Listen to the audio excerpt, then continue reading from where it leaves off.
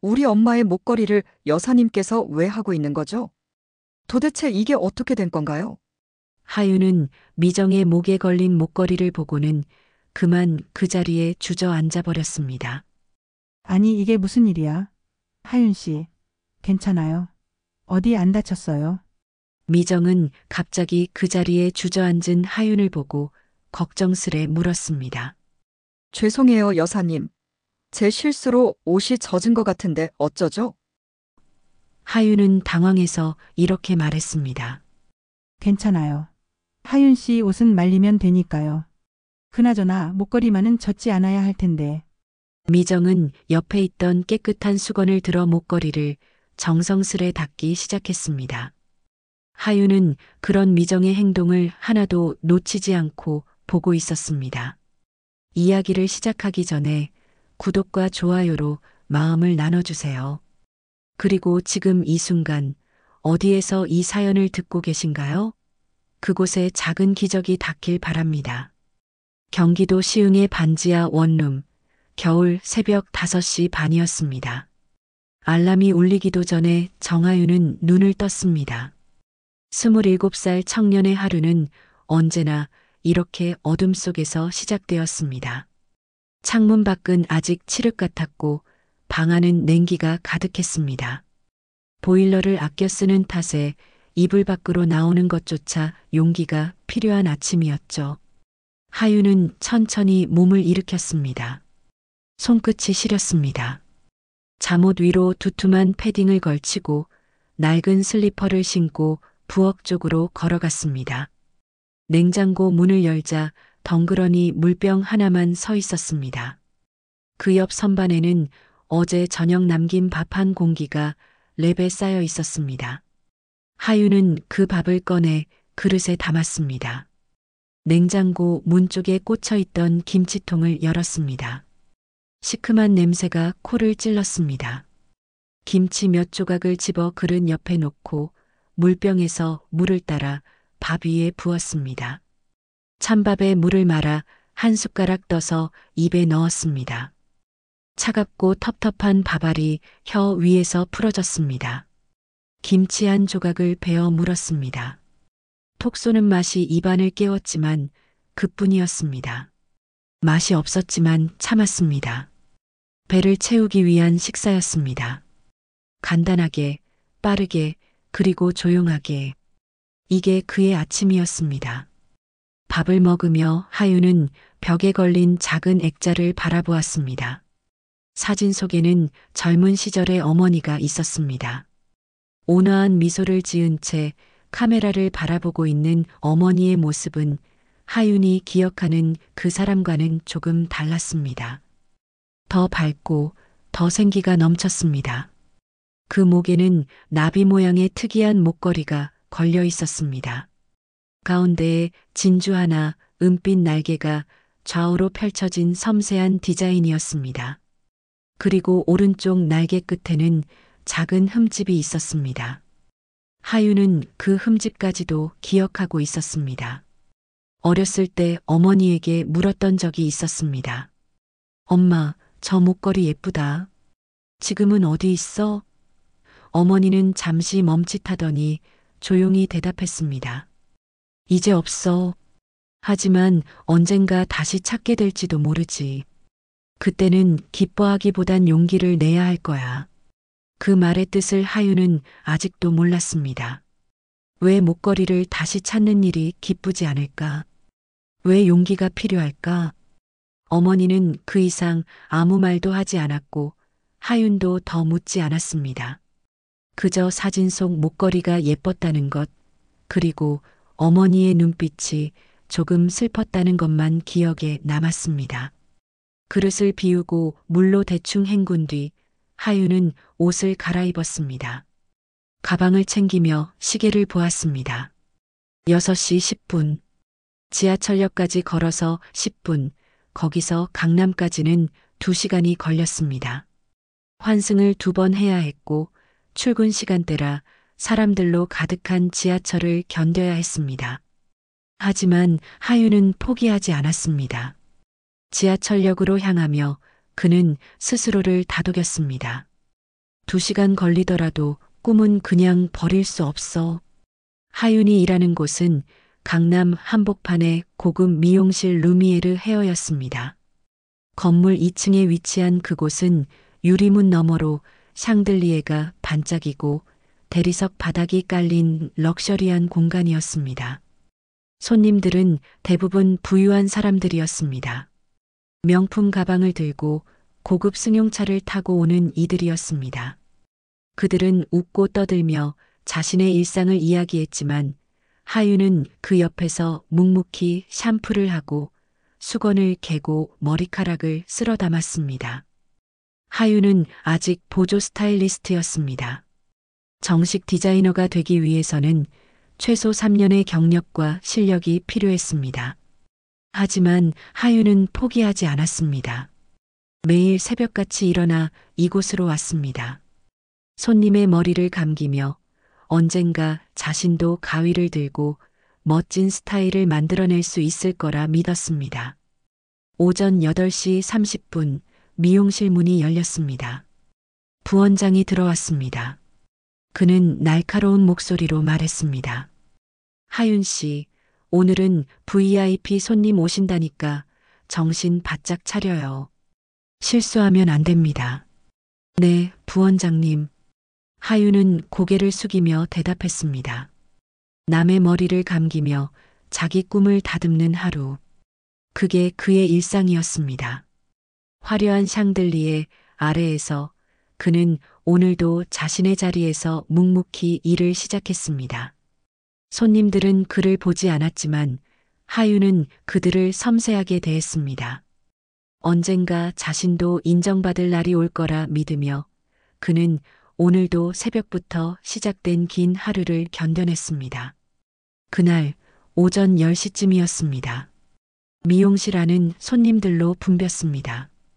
드라이어 소리, 웃음소리, 가위질 소리가 뒤섞여 공간을 채웠습니다. 하윤은 손님 한 분의 샴푸를 마치고 수건으로 물기를 닦아드리고 있었습니다. 그때 부원장이 다가왔습니다. 손에는 예약표가 들려 있었습니다. 하윤 씨, 잠깐 이리 와봐요. 하윤은 손님을 디자이너에게 인계하고 부원장 쪽으로 갔습니다. 부원장은 예약표를 가리키며 말했습니다. 오늘 11시에 VIP 손님 오십니다. 대성그룹 회장 부인이신 윤미정 여사님이에요. 절대 실수하면 안 됩니다. 알겠죠? 네, 알겠습니다. 예약표 맨 위에 적힌 이름이 눈에 들어왔습니다. 윤미정 여사 대성그룹 VIP 예약. 하윤은 그 이름을 속으로 되뇌었습니다. 대성그룹. 한국에서 손에 꼽히는 대기업이었습니다. 그런 집안 사람이 이곳에 온다는 게 신기했지만 동시에 긴장도 되었습니다. 11시가 가까워지자 직원들이 분주하게 움직이기 시작했습니다. 누군가는 거울을 닦고 누군가는 의자를 정돈했습니다. 부원장은 몇 번이나 시계를 보며 중얼거렸습니다. 오늘 그분 오신대. 실수하면 안 돼. 다들 정신 차려. 11시 5분 미용실 문이 열렸습니다. 은은한 향수 냄새가 먼저 들어왔습니다. 그리고 단정한 미소를 지은 여성이 천천히 들어왔습니다. 50대 중반쯤 되어 보이는 윤미정은 차분한 회색 코트를 입고 있었습니다. 머리는 단정하게 묶여 있었고 화장은 절제되어 있었습니다. 하지만 윤미정의 몸에서 풍기는 기품은 누가 봐도 보통 사람이 아니라는 걸 말해주었습니다. 부원장이 황급히 다가가 인사를 건넸습니다. 어서 오세요, 윤 여사님. 기다리고 있었습니다. 안녕하세요. 오늘도 잘 부탁드려요. 윤미정의 목소리는 부드러웠습니다. 위압적이지 않았지만 자연스럽게 존중을 이끌어내는 톤이었습니다. 부원장은 윤미정을 VIP 좌석으로 안내했습니다. 그리고 하윤을 불렀습니다. 하윤 씨, 윤 여사님 샴푸 부탁합니다. 네, 부원장님. 하윤은 타월을 들고 조심스럽게 다가갔습니다. 윤미정은 의자에 앉아 거울 속 자신을 바라보고 있었습니다. 하윤이 다가가자 윤미정이 고개를 돌려 미소 지었습니다. 요즘 손이 섬세한 직원이 있다던데 그 친구가 하윤 씨인가요? 네, 윤 여사님. 제가 모시겠습니다. 하윤은 윤미정을 샴푸 의자로 안내했습니다. 윤미정은 편안하게 의자에 기댔고 하윤은 물 온도를 확인한 뒤 조심스럽게 머리를 적시기 시작했습니다. 부드럽게 천천히 손님이 불편하지 않도록 세심하게 신경 썼습니다. 그때였습니다. 하윤의 눈이 멈췄습니다. 윤미정의 목에 걸린 목걸이가 눈에 들어왔던 것입니다. 은빛 나비 모양의 목걸이. 가운데에 진주 하나, 좌우로 펼쳐진 섬세한 날개. 그리고 오른쪽 날개 끝에 있는 작은 흠집까지. 하윤의 손이 멈췄습니다. 숨이 막혔습니다. 이건 설마 사진 속 어머니가 목에 걸고 있던 그 목걸이와 똑같았습니다. 너무나도 똑같았습니다. 디자인뿐만 아니라 그 흠집까지. 우연이라고 하기엔 너무 일치했습니다. 손끝이 덜덜 떨리기 시작했습니다. 샤워기를 쥔 손에서 힘이 빠졌습니다. 물이 잠깐 빗나가 윤미정의 어깨 쪽으로 튀었습니다. 괜찮아요? 손이 차네요. 윤미정이 조심스럽게 물었습니다. 하윤은 정신을 차리고 황급히 대답했습니다. 아, 죄송합니다. 제가 실수했습니다. 괜찮아요. 추운 날씨니까 손이 찰 수밖에 없죠. 윤미정은 여전히 부드럽게 웃었습니다. 하윤은 애써 침착함을 유지하며 샴푸를 이어갔습니다. 하지만 머릿속은 온통 그 목걸이 생각뿐이었습니다. 손은 기계적으로 움직였지만 시선은 자꾸만 목걸이 쪽으로 향했습니다. 참을 수가 없었습니다. 하윤은 조심스럽게 입을 열었습니다. 여사님, 실례가 안 된다면 목걸이가 정말 예쁘네요. 디자인이 독특하신데 어디서 구하신 거예요? 윤미정은 잠시 눈을 감고 있다가 천천히 대답했습니다. 아, 이거요? 고마워요. 사실 이 목걸이는 오래전 잃어버렸던 건데 얼마 전에 기적처럼 다시 찾았어요. 하윤의 심장이 쿵 내려앉았습니다. 잃어버리셨다가 다시 찾으셨다고요? 네. 20년도 넘었는데 말이에요. 정말 신기하죠. 남편이 골동품 가게에서 우연히 발견했대요. 디자인을 보자마자 제 거라는 걸 알았다고 하더라고요. 하윤의 머릿속이 새하얘졌습니다. 20년 전 그럼 엄마가 사진 찍을 때쯤이잖아. 골동품 가게에서 찾았다고? 그럼 엄마는 그 목걸이를 팔았던 걸까? 샴푸를 마치고 타월로 물기를 닦아드리는 동안에도 하윤의 손은 계속 떨렸습니다. 윤미정은 샴푸 의자에서 일어나며 고마움을 표했습니다. 손길이 참 부드럽네요. 고마워요, 하윤 씨. 아닙니다, 윤 여사님. 하윤은 고개를 숙이며 대답했습니다. 윤미정이 디자이너 쪽으로 가는 동안 하윤은 그 자리에 서서 멍하니 윤미정의 뒷모습을 바라보았습니다.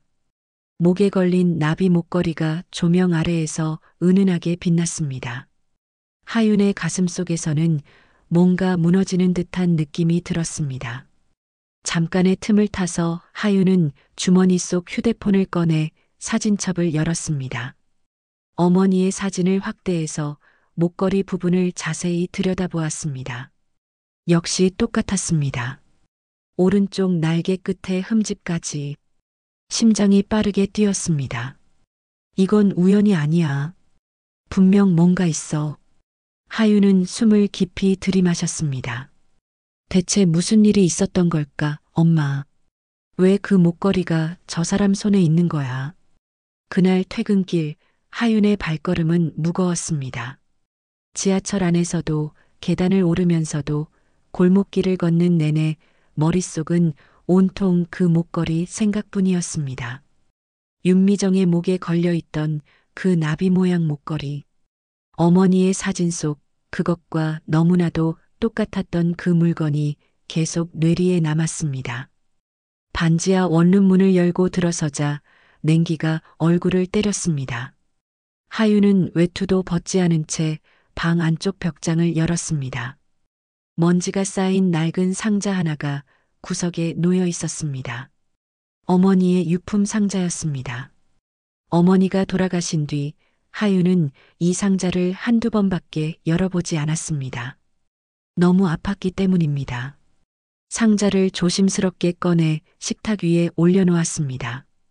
뚜껑을 열자 오래된 종이 냄새가 코끝을 스쳤습니다. 안에는 사진 몇 장과 오래된 편지 봉투, 그리고 낡은 수첩 하나가 전부였습니다. 하윤은 사진들을 하나씩 꺼내 펼쳤습니다. 첫 번째 사진은 어머니 혼자 찍은 것이었습니다. 배경은 높은 건물들이 즐비한 거리였습니다. 어머니는 환하게 웃고 있었고 목에는 역시 그 나비 목걸이가 걸려 있었습니다. 하윤은 사진을 뒤집어 보았습니다. 작은 글씨로 뭔가 적혀 있었습니다. 1989년 봄 서울 압구정. 하윤의 손이 멈췄습니다. 압구정? 그곳은 대성그룹 본사가 있는 곳이었습니다. 오늘 만났던 윤미정이 사는 곳도 압구정이었습니다. 우연치고는 너무 겹치는 게 많았습니다. 하윤은 다른 사진들도 뒤집어 보기 시작했습니다. 대부분 날짜와 장소가 적혀 있었습니다. 1988년 여름 한강, 1989년 겨울 남산, 모두 서울이었습니다. 하윤이 알던 어머니는 경기도 시흥에서 평생을 사셨던 분이었습니다. 그런데 젊은 시절엔 서울에서 살았던 걸까요? 그때 어머니가 생전에 했던 말이 떠올랐습니다. 기뻐하기보단 용기를 내야 할 거야. 그 말은 목걸이를 다시 찾게 될 때를 말한 것이었습니다. 지금 그 목걸이는 윤미정의 목에 걸려 있었습니다. 그렇다면 어머니는 이미 알고 있었던 걸까요? 언젠가 하윤이 그 목걸이를 그리고 윤미정을 만나게 될 거라는 걸. 하윤은 사진을 한 장 더 꺼냈습니다. 이번엔 어머니가 누군가와 함께 찍은 사진이었습니다. 옆에 선 사람은 정장을 입은 중년 남성이었습니다. 얼굴은 흐릿하게 나왔지만 분위기는 범상치 않았습니다.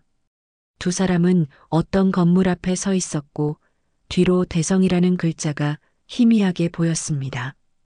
하윤의 심장이 빠르게 뛰었습니다. 대성그룹? 사진 뒷면을 보았지만 아무것도 적혀 있지 않았습니다. 하지만 이 사진이 무엇을 의미하는지는 분명했습니다.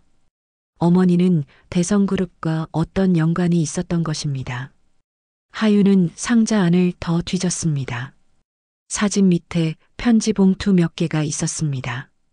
봉투는 누렇게 발해 있었고 봉인도 뜯어진 채였습니다. 하윤은 그중 하나를 꺼내 펼쳤습니다. 편지지는 얇았고 글씨는 정성스러웠습니다. 하지만 내용은 짧았습니다. 미안해. 이렇게 될 줄은 몰랐어. 하지만 이게 최선이야. 아이를 부탁해. 편지는 거기서 끝이었습니다. 서명은 없었습니다. 하윤은 다른 편지들도 펼쳐보았지만 대부분 비슷한 내용이었습니다.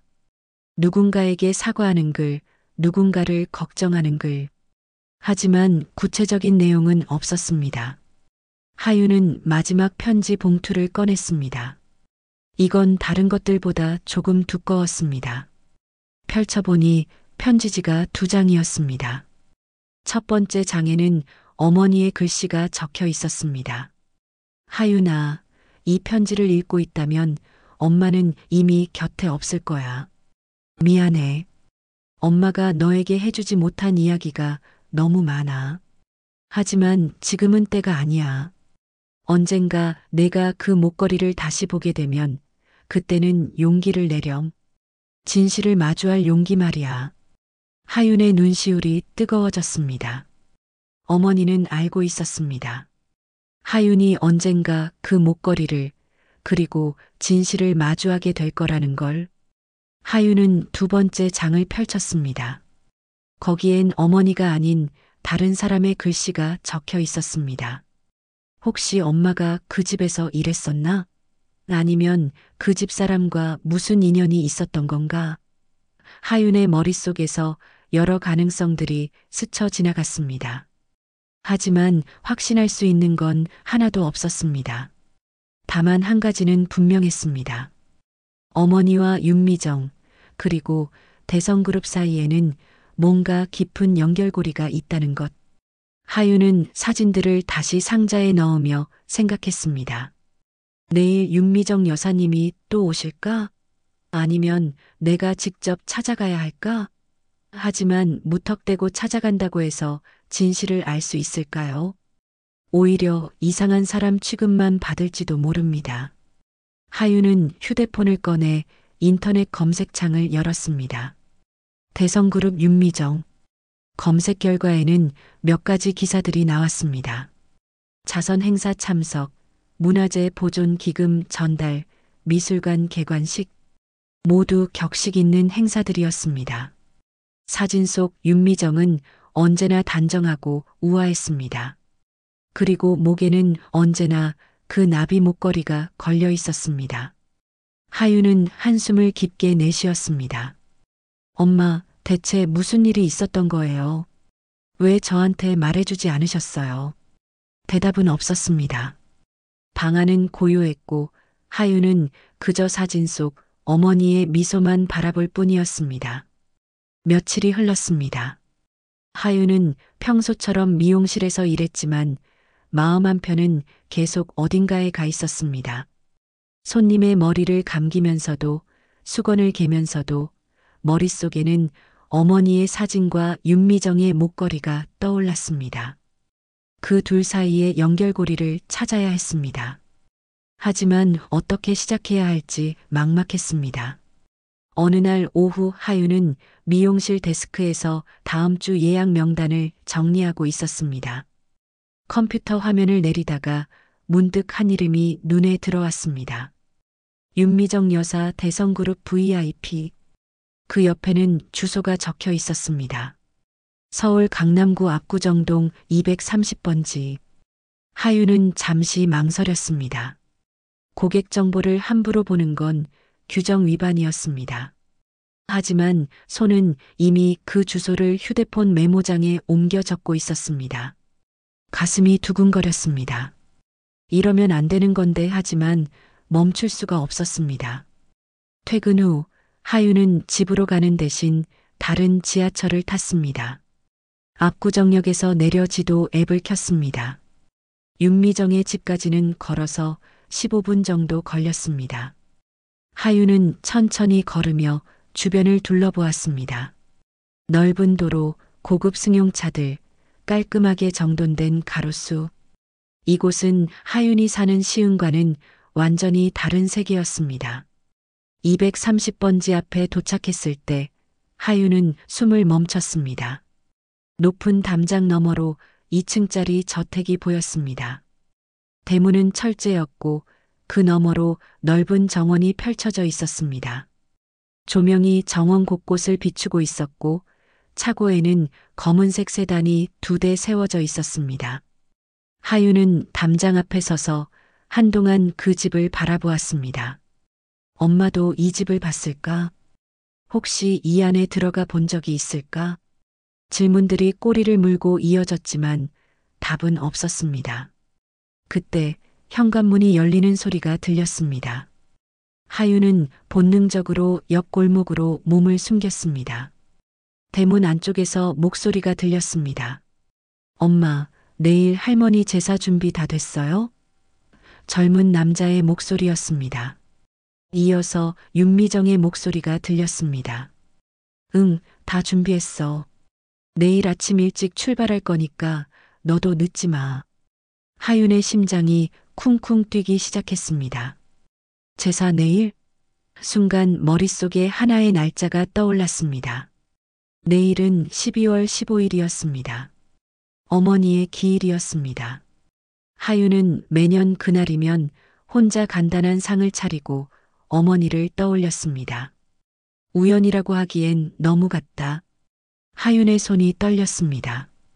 윤미정의 시어머니 제사일과 어머니의 기일이 같은 날이라니. 이건 분명 우연이 아니었습니다. 뭔가 더 깊은 의미가 있을 것입니다. 대문이 닫히는 소리가 들렸고 집안은 다시 조용해졌습니다. 하윤은 골목에서 나와 다시 한번 그 집을 바라보았습니다.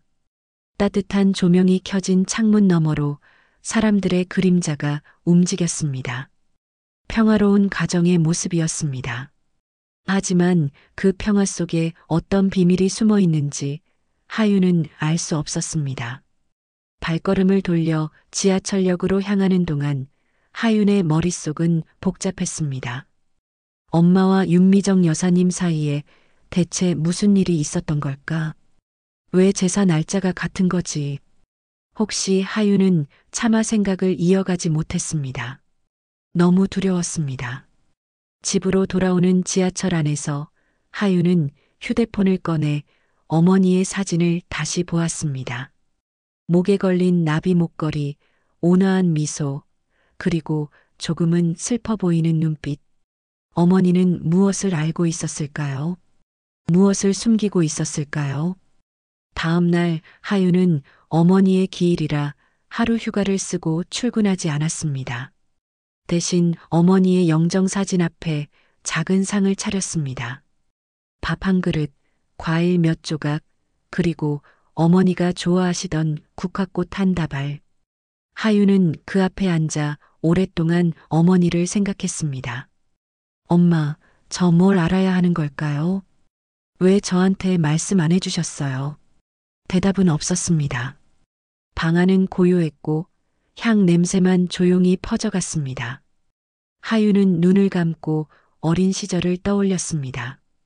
어머니는 언제나 조용하고 다정한 사람이었습니다. 화를 내는 일도 거의 없었고 하윤에게 늘 따뜻한 말을 건네셨습니다. 하지만 가끔, 아주 가끔 어머니는 먼 곳을 바라보며 슬픈 표정을 짓곤 했습니다. 어린 하윤은 그게 무엇 때문인지 몰랐습니다. 그저 엄마가 피곤하신가 보다 생각했습니다.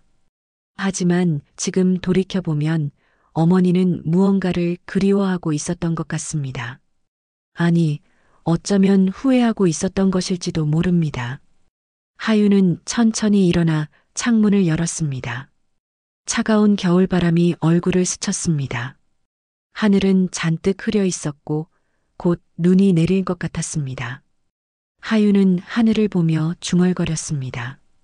엄마, 제가 진실을 알아내면 용서할 수 있을까요?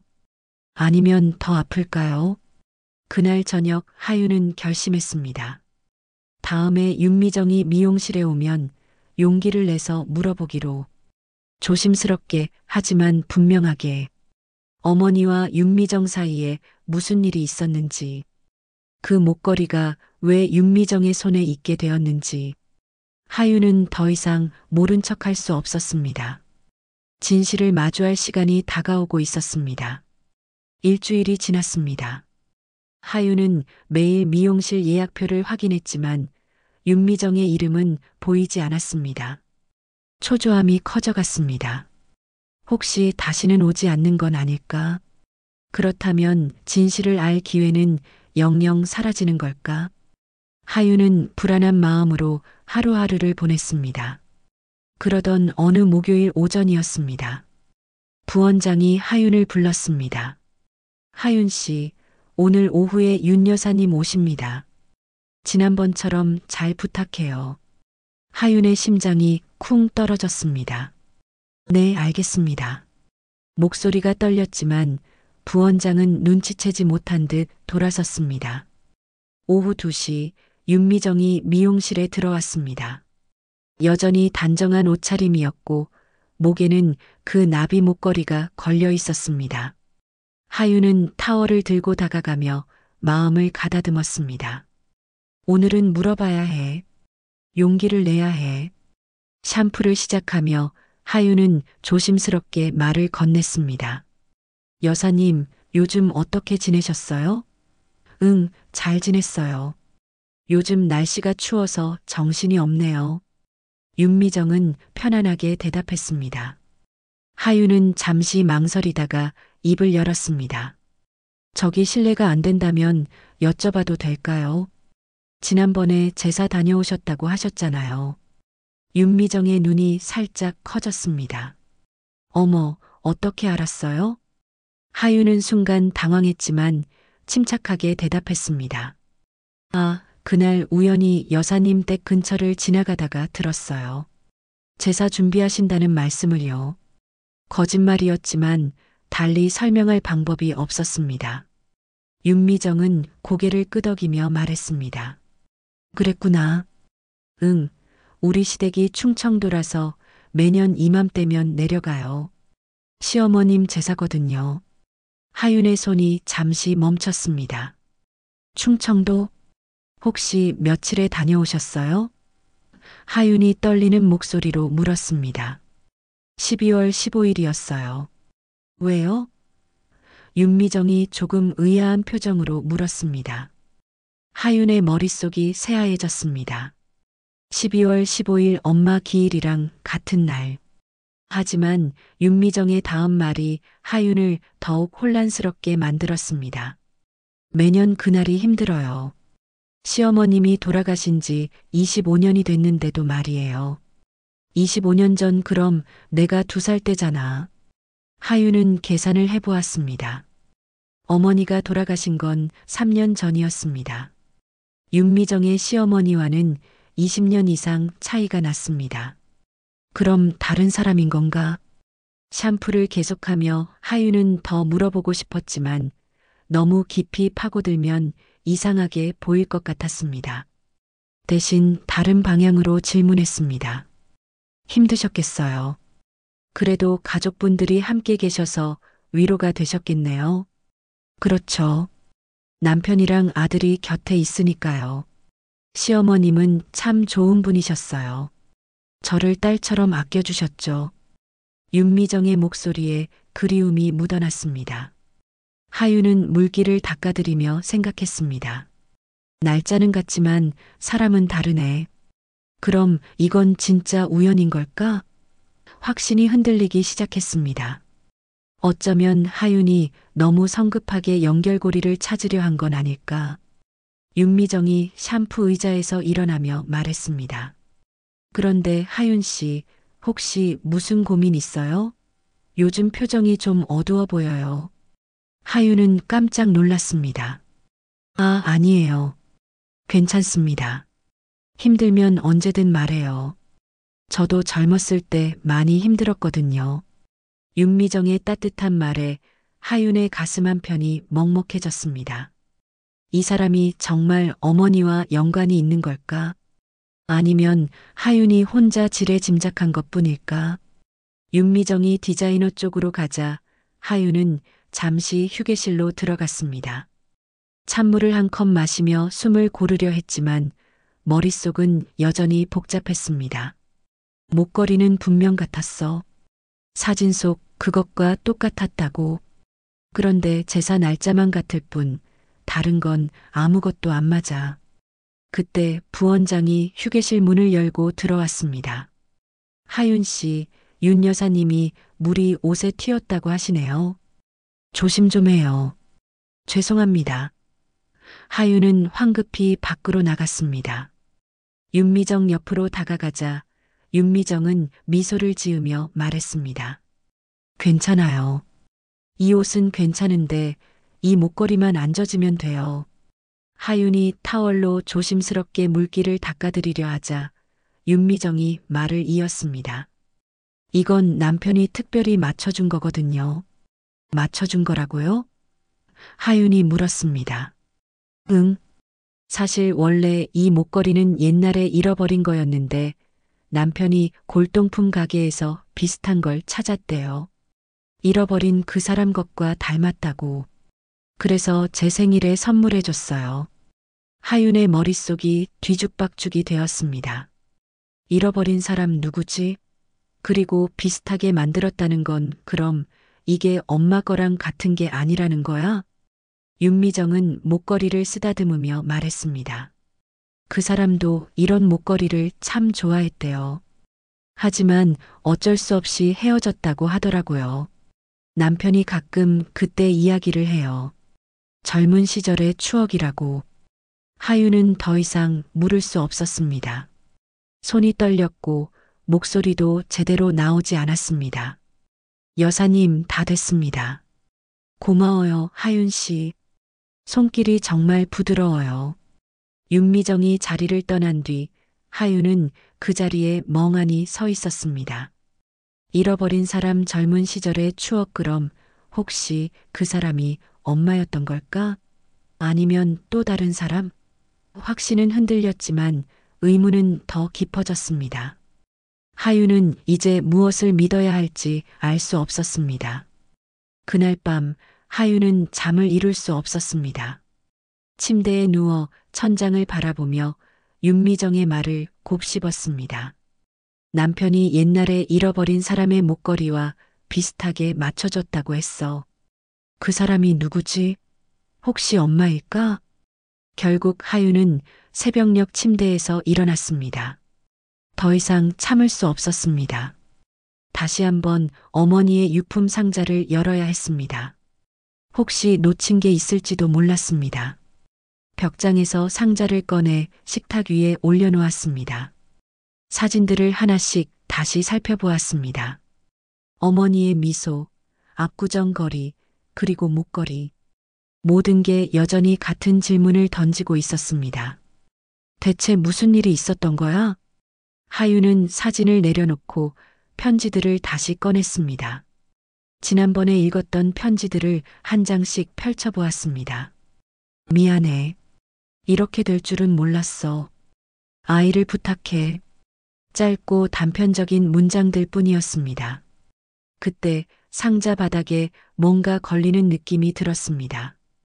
하윤은 손을 넣어 구석을 더듬었습니다. 작은 봉투 하나가 만져졌습니다. 꺼내보니 다른 편지들보다 더 오래되어 보였습니다. 봉투는 누렇게 발해 있었고 모서리는 헤어져 있었습니다. 조심스럽게 봉투를 열었습니다. 안에는 편지지 한 장이 들어 있었습니다. 글씨는 정성스러웠지만 군데군데 번진 자국이 있었습니다. 눈물 자국인 것 같았습니다. 하윤은 천천히 읽기 시작했습니다. 미정아, 우리는 잘못된 선택을 했어. 하지만 그 아이는 절대 상처받게 하지 말자. 언젠가 내가 그 목걸이를 다시 보게 되면 그건 아이가 곁에 있다는 뜻이야. 그때는 부디 용기를 내줘. 진실을 말할 용기 말이야. 하윤의 손이 덜덜 떨렸습니다. 미정, 윤미정.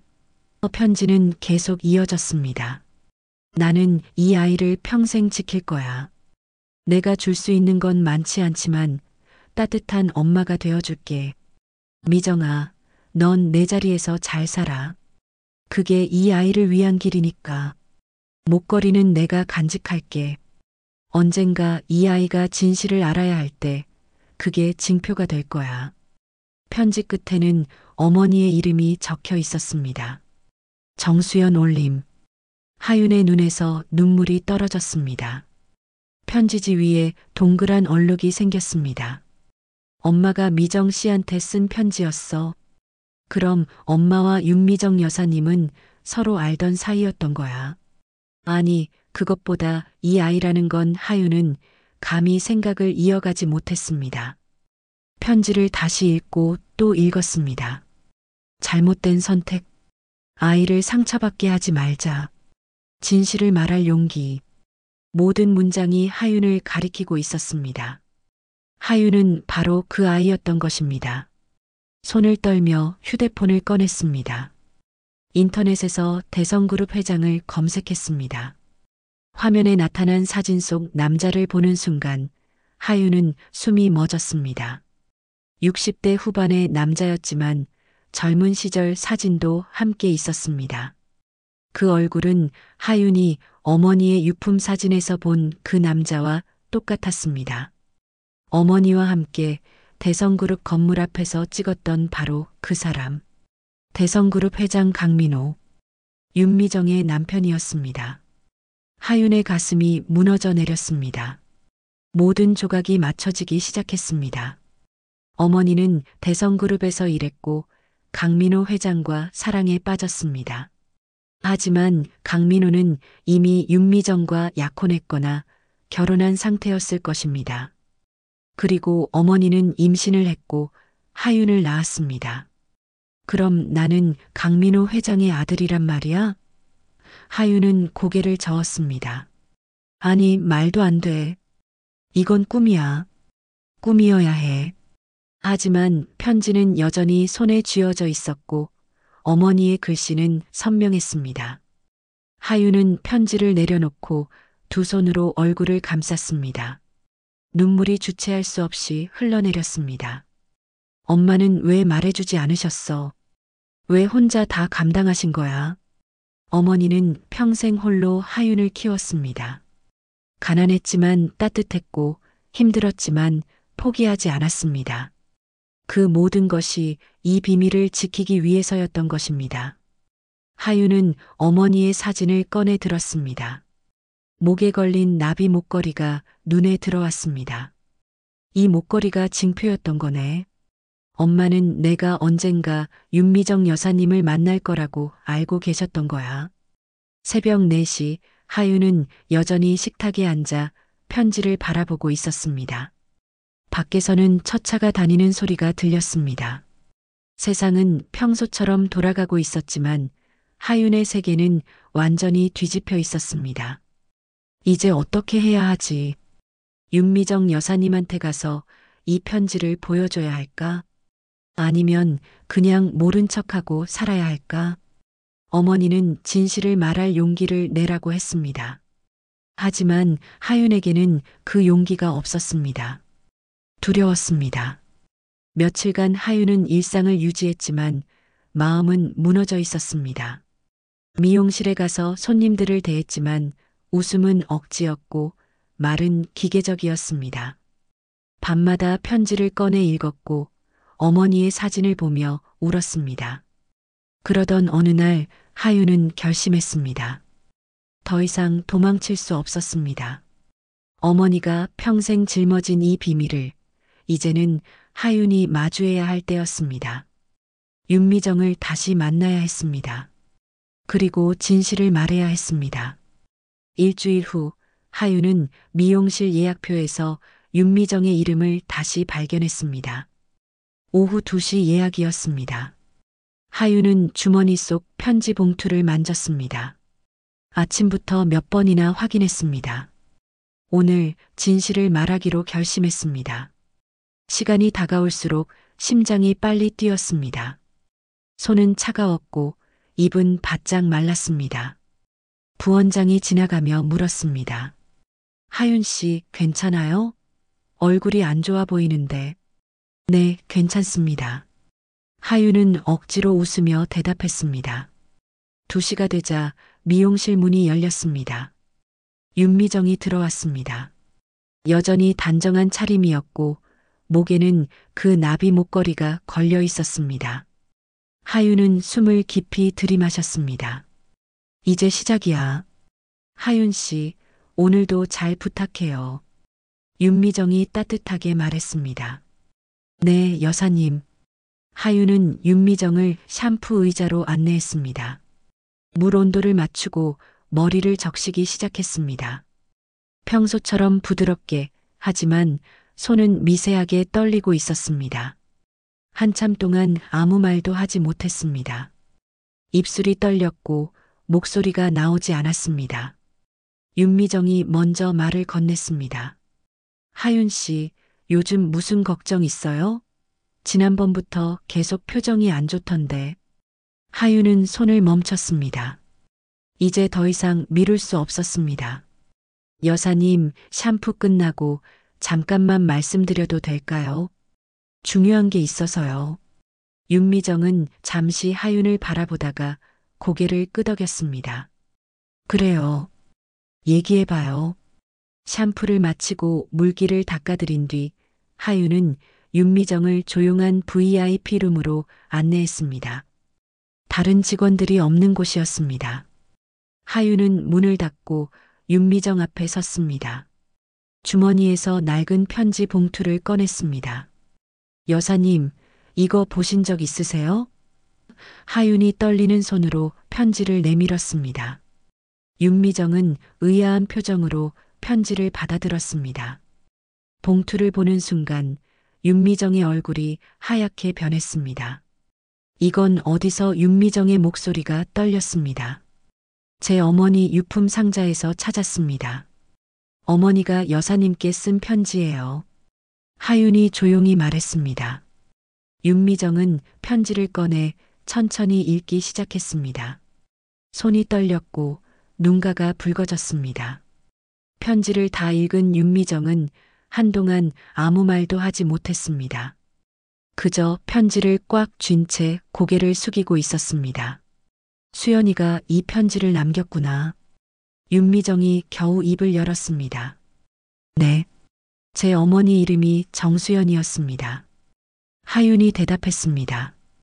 윤미정은 천천히 고개를 들어 하윤을 바라보았습니다. 눈에는 눈물이 고여 있었습니다. 하윤아, 미안해. 정말 미안해. 그때 널 지킬 힘이 없었어. 남편이 널 데리고 떠나겠다고 했을 때 난 아무 말도 못했어. 하윤의 눈에서도 눈물이 흘러내렸습니다. 그럼 정말 제가 강민호 회장님의 넌 그 사람의 딸이야. 하지만 수연이가 너를 키웠어. 내 진짜 엄마는 수연이야. 윤미정이 일어나 하윤에게 다가왔습니다. 그때 우리는 잘못된 선택을 했어. 남편은 수연이를 사랑했지만 이미 나와 약혼한 상태였어. 집안의 압력이 너무 컸고 남편은 어쩔 수 없이 나와 결혼했어. 그리고 수연이는 너를 혼자 키우기로 했지. 하윤은 눈물을 닦으며 물었습니다. 그럼 회장님은 저를 아시나요? 윤미정은 고개를 저었습니다. 모를 거야. 수연이는 남편에게 내 존재를 말하지 않았어. 그게 모두를 위한 길이라고 생각했나 봐. 나도 그때 수연이와 마지막으로 만난 뒤로 소식을 몰랐어. 목걸이는 어떻게 다시 찾으신 거예요? 하윤이 물었습니다. 윤미정은 목걸이를 만지며 대답했습니다. 몇 달 전에 남편이 골동품 가게에서 우연히 발견했대. 수연이가 팔았던 것 같아. 아마 너를 키우느라 돈이 필요했을 거야. 하윤의 가슴이 미어졌습니다. 어머니가 얼마나 힘들었을지 상상이 갔습니다. 가난 속에서도 하윤을 지키기 위해 소중한 목걸이까지 팔아야 했던 어머니. 남편은 이게 누구 거였는지 몰라.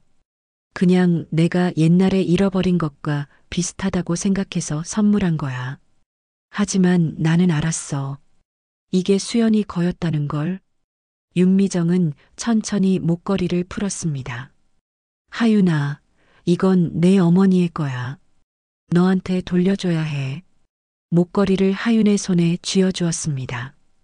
은빛 나비가 하윤의 손바닥 위에서 조용히 빛났습니다. 이제야 이해돼요. 엄마가 왜 그 말을 했는지. 기뻐하기보단 용기를 내야 할 거라고. 하윤이 중얼거렸습니다. 윤미정은 하윤의 어깨를 감싸 안았습니다. 수연이는 훌륭한 엄마였어. 너를 정말 사랑했어. 두 사람은 한동안 말없이 서로를 안고 울었습니다.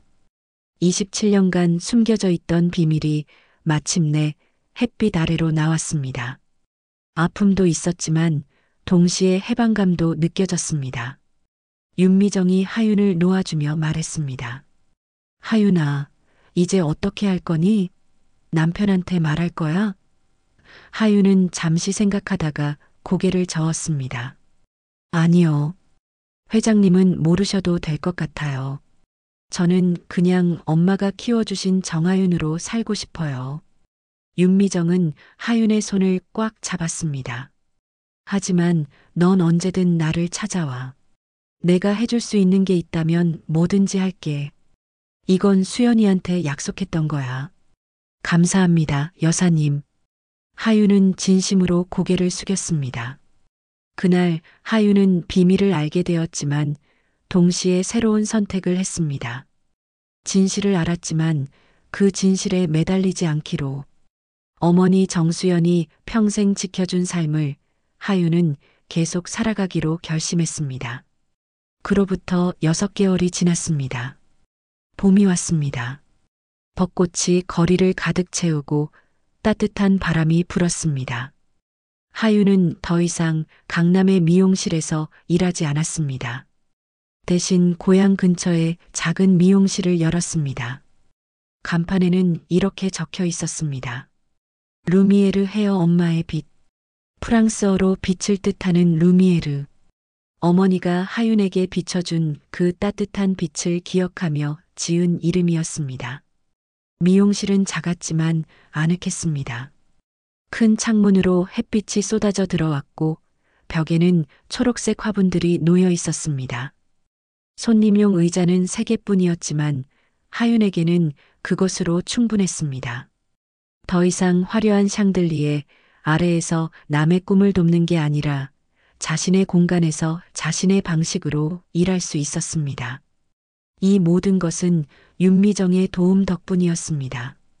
진실을 알게 된 그날 이후 윤미정은 하윤에게 말했습니다. 내가 원하는 게 뭐니? 내가 도와줄 수 있는 게 있다면 뭐든 말해. 하윤은 처음엔 사양했지만 윤미정의 진심 어린 마음을 거절할 수 없었습니다. 제 가게를 갖고 싶어요. 작아도 좋으니 제 이름으로 된 미용실이요. 윤미정은 망설임 없이 도왔습니다. 가게 보증금, 인테리어 비용, 그리고 초기 운영 자금까지. 이건 수연이한테 빚진 마음이야. 그 사람이 평생 혼자 짊어진 것에 대한 미안함이고 윤미정의 목소리에는 진심이 담겨 있었습니다. 가게 한쪽 벽에는 작은 유리 케이스가 있었습니다. 그 안에는 나비 모양의 목걸이가 걸려 있었습니다. 은빛 날개, 가운데 진주, 오른쪽 끝에 작은 흠집. 어머니가 평생 간직하려 했던 그 목걸이였습니다. 하윤은 그것을 팔지도 집에 두지도 않았습니다. 이곳, 사람들이 볼 수 있는 곳에 두었습니다. 케이스 아래에는 작은 문구가 새겨진 명패가 있었습니다. 용서는 가장 조용한 복수입니다. 하윤이 직접 새긴 글귀였습니다. 어머니가 평생 보여준 삶이 바로 그것이었습니다. 원망하지 않고 미워하지 않고 그저 조용히 사랑하며 살아가는 것. 아침 10시 하윤은 미용실 문을 열고 하루를 시작했습니다. 첫 손님은 동네 할머니였습니다.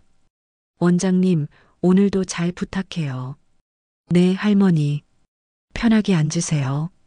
하윤은 환하게 웃으며 할머니를 의자로 안내했습니다. 머리를 감기며 할머니가 물었습니다. 저 목걸이는 뭐예요? 참 예쁘네. 어머니 유품이에요. 제가 가장 소중히 여기는 거예요. 하윤이 대답했습니다. 어머니가 좋은 분이셨나 봐요. 네, 세상에서 가장 훌륭한 엄마셨어요. 점심때쯤 예약한 손님이 문을 열고 들어왔습니다. 윤미정이었습니다. 단정한 옷차림에 부드러운 미소를 지은 채였습니다. 하윤아, 오늘은 손님으로 왔어. 하윤은 환하게 웃으며 윤미정을 맞이했습니다. 어서 오세요, 여사님. 아담하고 좋네. 내 마음이 느껴져. 윤미정이 주변을 둘러보며 말했습니다. 여사님 덕분이에요. 이렇게 제 가게를 가질 수 있게 해주셔서 정말 감사해요. 하윤의 목소리에 진심이 담겨 있었습니다. 머리를 손질하며 둘은 조용히 이야기를 나눴습니다. 요즘 어떻게 지내? 윤미정이 물었습니다. 정말 좋아요. 바쁘지만 행복해요. 제가 하고 싶은 일을 하니까요. 다행이다. 수연이도 기뻐하실 거야. 윤미정은 벽에 걸린 목걸이를 보았습니다. 목걸이를 여기 뒀구나. 네. 엄마가 평생 지키려 했던 거니까 저도 소중히 간직하려고요. 그리고 이곳에 두면 엄마가 항상 저와 함께 있는 것 같아요. 하윤이 대답했습니다. 윤미정은 잠시 목걸이를 바라보다가 미소 지었습니다. 그래, 그게 맞는 것 같아. 머리 손질을 마치고 윤미정이 말했습니다. 하윤아, 힘든 일 있으면 언제든 연락해. 난 내 편이야. 수연이를 대신해서라도 난 널 지켜줄 거야. 감사합니다, 여사님. 여사님이 계셔서 제가 용기를 낼 수 있었어요. 윤미정이 가게를 나서며 마지막으로 말했습니다. 수연이가 정말 잘 키웠어. 넌 훌륭한 사람이 됐어. 여사님 덕분이에요.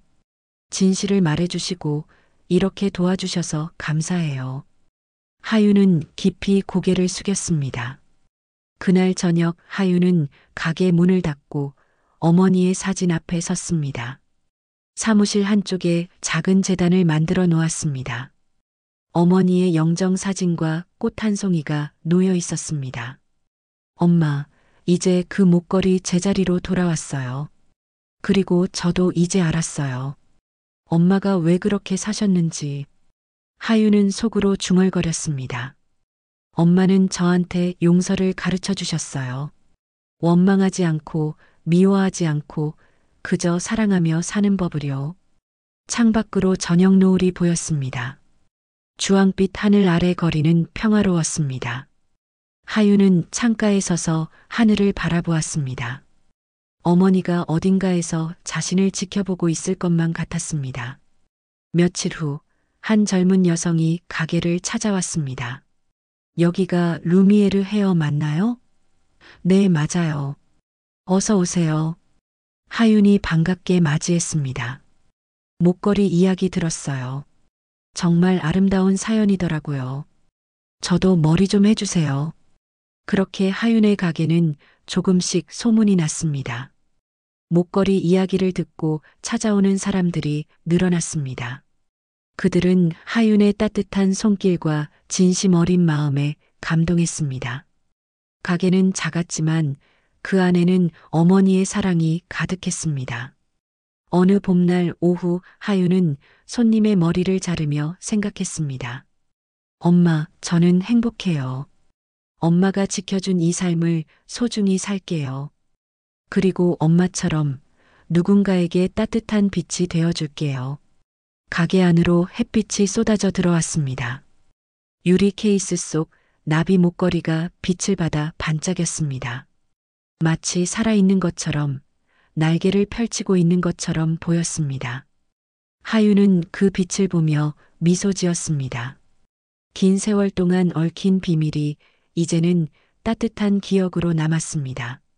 원망과 분노 대신 용서와 사랑이 자리 잡았습니다. 하윤은 이제 진정한 자유를 얻었습니다. 어머니가 평생 바랐던 그 자유를 말입니다. 오늘 이야기가 마음을 스쳤다면 그 따뜻함을 누군가에게 전해주세요. 구독과 좋아요는 더 많은 이야기를 전할 수 있는 힘이 됩니다. 지금 어느 곳에서 듣고 계신지도 댓글로 남겨주세요. 당신의 하루가 평화롭길 진심으로 바랍니다.